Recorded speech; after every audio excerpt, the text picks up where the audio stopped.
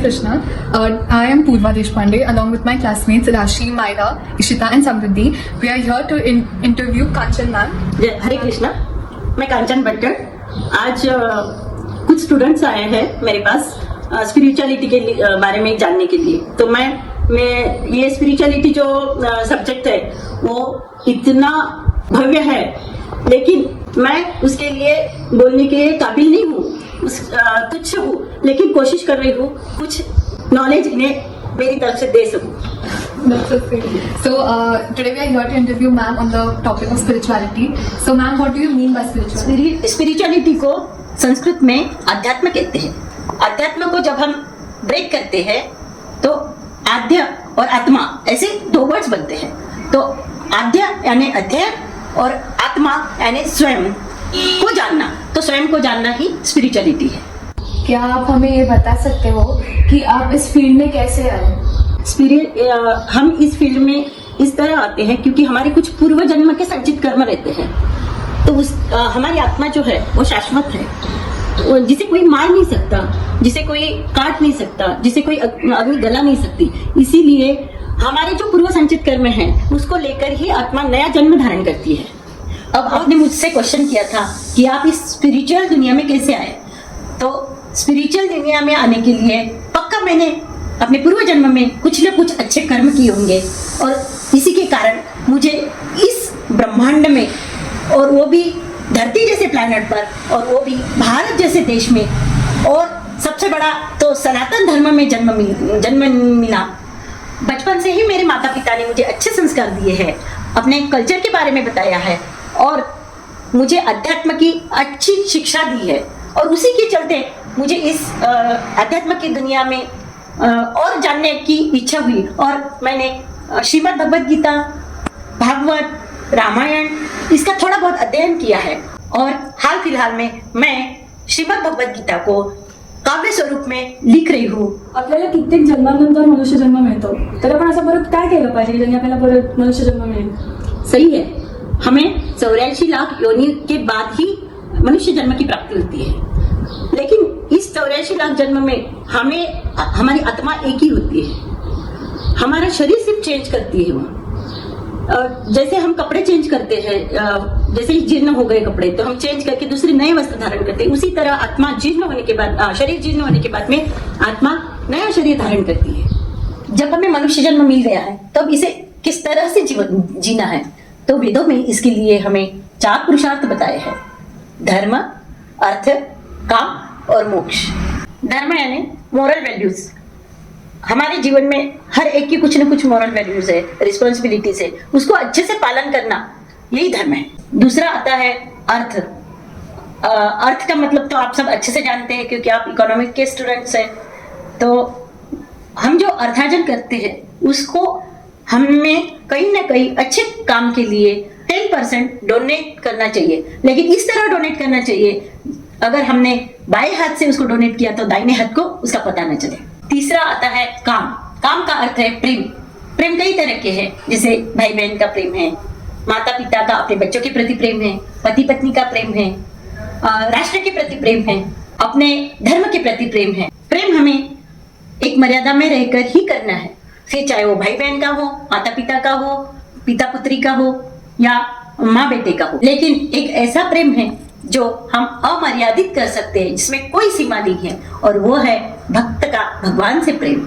और इसका एक उत्तम उदाहरण है हमारी मीराबाई, जिन्होंने सभी बंधनों को तोड़ के ईश्वर को प्राप्त किया। और लास्ट में आता है मोक्ष। मोक्ष यानी स्पिरिचुअल वैल्यूज। इसको हम आगे डीप में डिस्कस करेंगे। Why should one enter in the field of spirituality? स्वयं को जानने के लिए हमें स्पिरिचुअलिटी की तरफ जाना है, लेकिन स्वयं को जानने के लिए हमें क्या करना पड़ेगा? मेडिटेशन। क्योंकि जब तक हम अपने अंदर नहीं झांकेंगे तब तक हम अपने आप को जान ही नहीं सकते। ये हो गया मेडिटेशन का पार्ट। अब हमारे जो संस्कार और कल्चर है वो भी हमें स्वयं से जोड़ते हैं। जैसे कि हमारे सनातन धर्म में बताया गया है कि हमें ब्रह्म मुहूर्त में उठना चाहिए। ब्रह्म मुहूर्त यानी मालूम है? सुबह 4 बजे।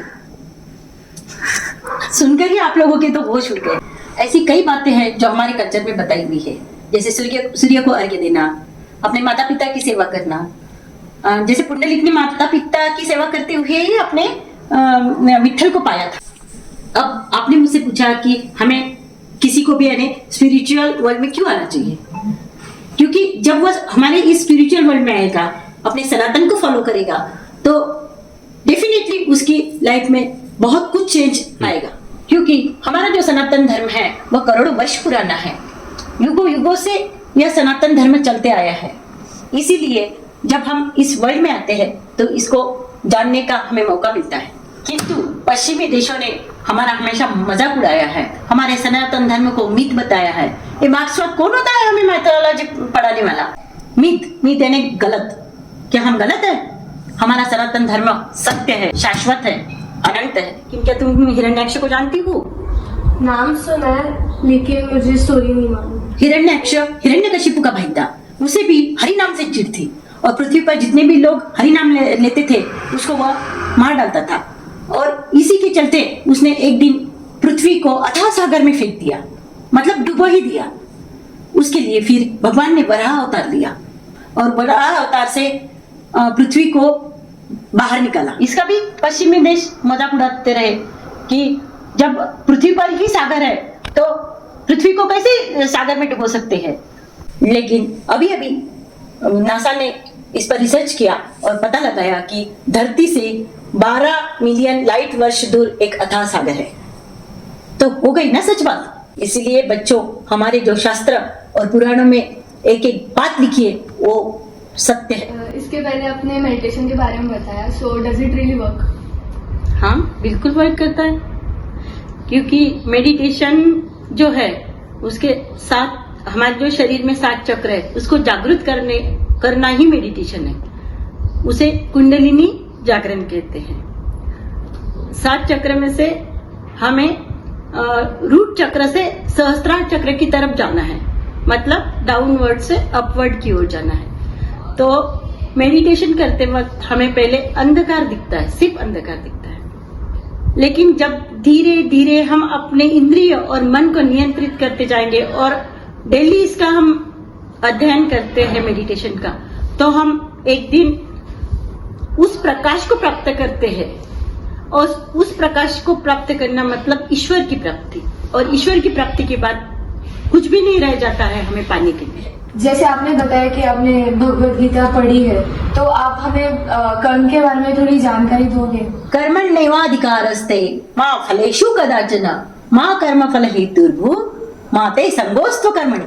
भगवत गीता के दूसरे अध्याय का 47वां श्लोक हमें कहता है कर्मण्येवाधिकारस्ते, मतलब कर्म पर आपका अधिकार है, लेकिन फल पर आपका कोई अधिकार नहीं है। फल देना ईश्वर के हाथ में है, इसीलिए हमें सिर्फ अपना कर्म करते रहना है। तो इसके लिए मैं एक उदाहरण देती हूँ कि जैसे ही महाभारत का युद्ध खत्म हुआ तो धृतराष्ट्र भगवान के पास आए और उन्होंने बोला कि मैंने ऐसा कौन सा पाप किया था जो मुझे इस जन्म में मैं अंधा हुआ और अभी फिलहाल मेरे जो सौपुत्र है वो भी मारे गए।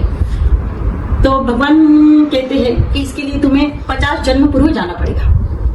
50 जन्म पूर्व तुम एक राजा थे और अपने आनंद के लिए तुमने 100 चिड़ियों के बच्चों को मारा था, और उस 100 चिड़ियों के बच्चों को मारकर भी तुम्हारी संतुष्टि नहीं हुई तो तुमने उस चिड़िया की भी आंखें निकालनी थी। इसीलिए इस जन्म में तुम्हें अंधा बनना पड़ा और तुम्हारे जो 100 पुत्र थे इसीलिए मारे गए। तो कहीं ना कहीं हमें कौन से जन्म में हमारे कर्म का फल, चाहे फिर वो अच्छा हो या बुरा, दोनों का फल भगवान देते ही है। मैडम, फिर एक सवाल आता है कि धृतराष्ट्र को इतने 50 जन्मों बाद क्यों उसके कर्म भोगने पड़े? क्योंकि कर्म फल तो भोगना ही पड़ता है। उसके कुछ संचित कर्म थे, उसके रूप में उसको 100 पुत्रों की प्राप्ति हुई, लेकिन कहीं न कहीं वो दूषित कर्म उसका वेट कर रहा था और उसी के कारण उसे इस जन्म में अंधा होना पड़ा और फिर उसके 100 पुत्रों की युद्ध में आहुति ली गई। इसलिए जब भी हम कोई कर्म करते हैं तो उसमें हमें अपना निहित स्वार्थ नहीं देखना है, वरना फिर वो दूषित हो जाता है। और दूषित कर्म का फल क्या होता है यह मैंने अभी अभी आपको बताया। जैसे भगवत गीता में अर्जुन के जो मन चल बिचल हो रहा था, युद्ध करूं या ना करूं, मेरा धर्म क्या है, तो उसने भगवान को अपने आप को भगवान को समर्पित किया और तब भगवान ने उसको भगवत गीता का महान ज्ञान दिया और फिर विराट रूप के दर्शन भी दिए। तो अर्जुन की तरह ही हमें भी अपने आप को ईश्वर को समर्पित करना है।